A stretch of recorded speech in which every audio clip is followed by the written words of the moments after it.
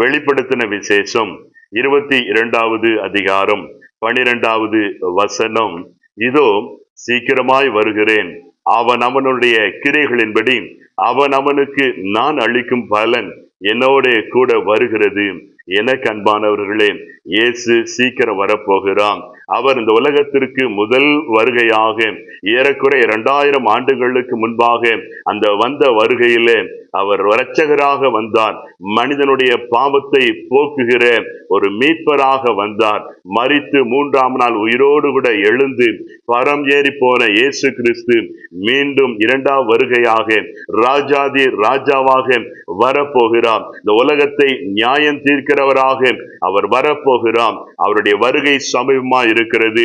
அவருடைய வருகைக்கான அடையாளங்கள் என்று சொல்லி அவரே சொல்லி இருக்கிற வார்த்தைகள் இந்த வேத புத்தகத்தில் இருக்கிறது. அவருடைய வருகைக்கு முன்பாக, இயேசு கிறிஸ்துவனுடைய வருகைக்கு முன்பாக யுத்தங்களையும் யுத்தங்களின் செய்திகளையும் கேள்விப்படுவீர்கள்.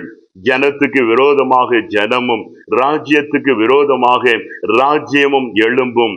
பஞ்சங்களும் கொள்ளை நோய்களும் பூமி எதிர்ச்சிகளும் அநேக இடங்களிலே உண்டாகும் என்று சொல்லி ஆண்டவரே அவரே சொல்லி இருக்கிறார். அவர் சொன்ன இந்த வார்த்தைகள் எல்லாம் இன்றைக்கு நம்முடைய கண்களுக்கு முன்பாக அப்படியே நடந்து கொண்டிருக்கிறது.